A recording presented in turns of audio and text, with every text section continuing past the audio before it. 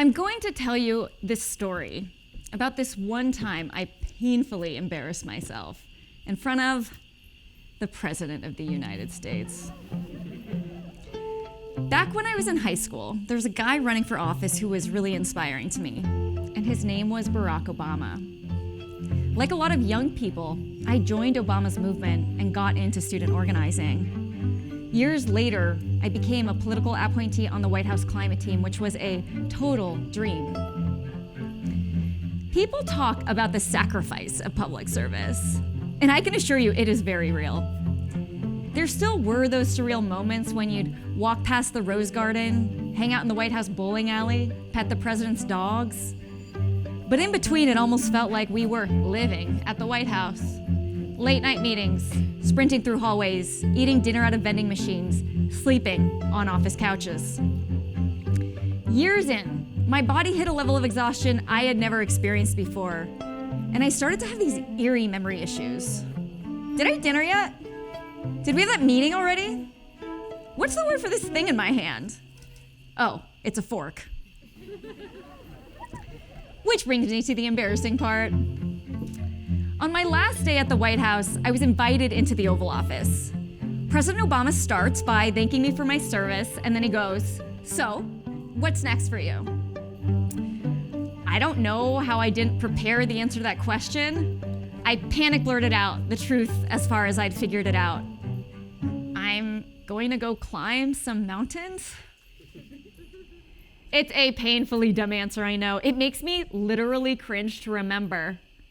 But the truth is, I had spent years dreaming about mountains. I did climbing trips out west and just fell in love with snow and ice. But I was in DC and there's no space for anything else. Working for the White House was the greatest privilege of my life. I wouldn't trade it for anything.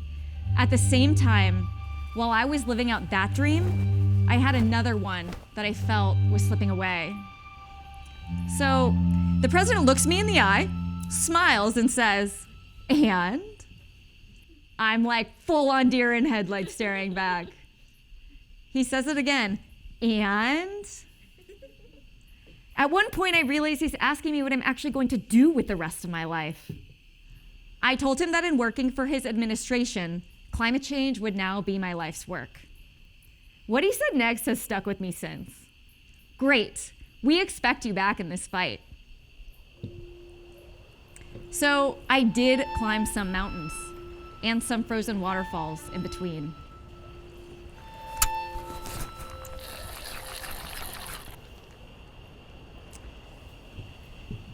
Growing up, I noticed that my mind didn't seem to work like everyone else's. Debilitating lows, not being able to get out of bed, insomnia, avoiding human interaction, the sinking feeling that living a long life was slowly reaching beyond my grasp. And then the alarming highs.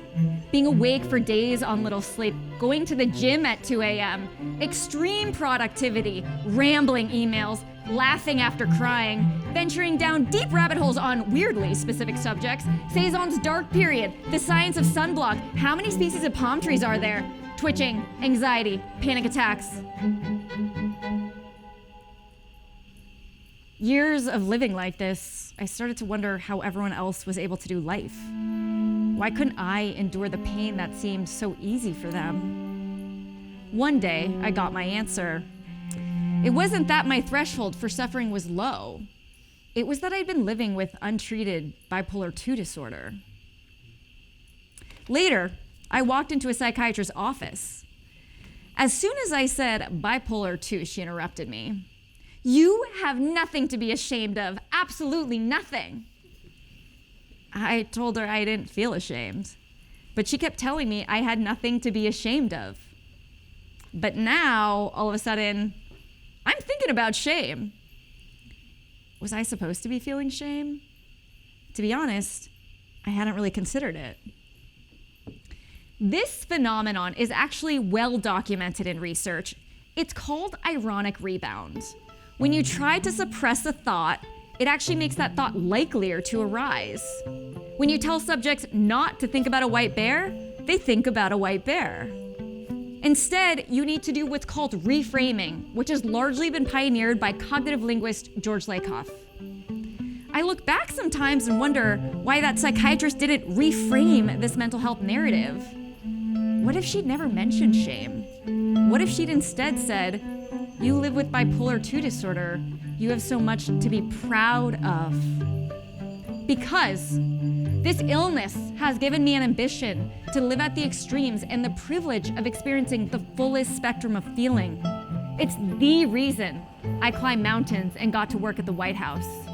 And today, living with bipolar 2 disorder is truly the thing I am most proud of in life. It was precisely this struggle with mental health that made me realize that one of the answers to fighting climate change might actually lie in a place no one was talking about, in people's minds. There's also been a lot of research into which feelings motivate people to act. Fear, guilt, and shame, which have dominated the climate narrative for decades, tend not to make you act. The research shows they actually tend to make you retract and freeze. We need to reframe. We need to give people a sense of empowerment. We need to give them a sense of hope.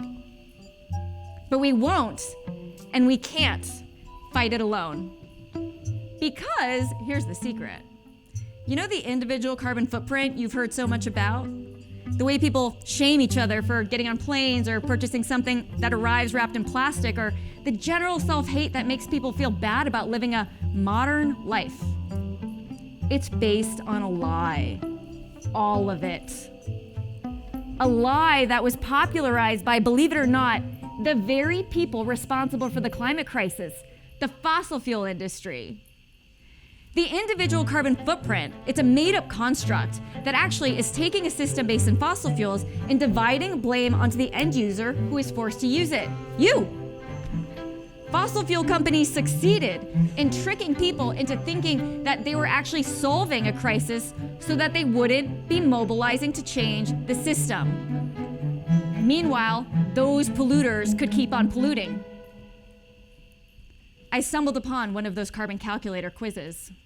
This one was made by UC Berkeley, which is actually right next door to Richmond, California, a community that lives in the shadow of a Chevron refinery.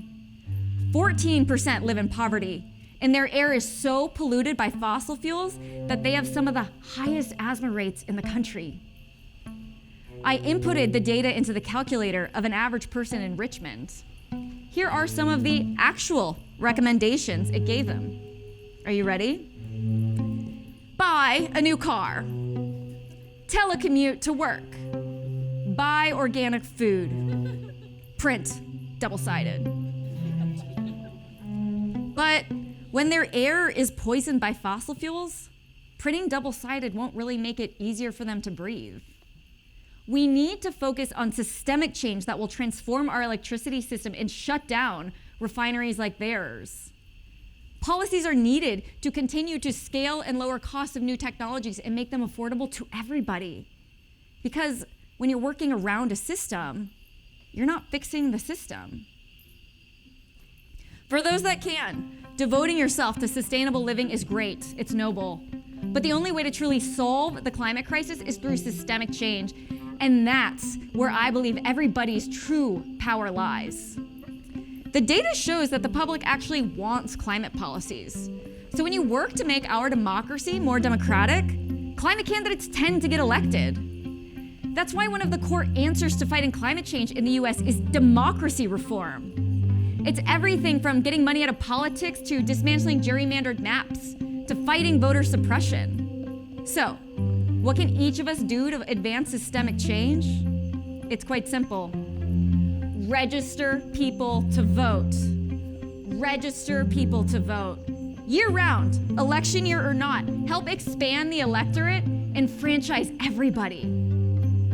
And we found at the White House that the most effective way to reframe climate change was by talking about public health.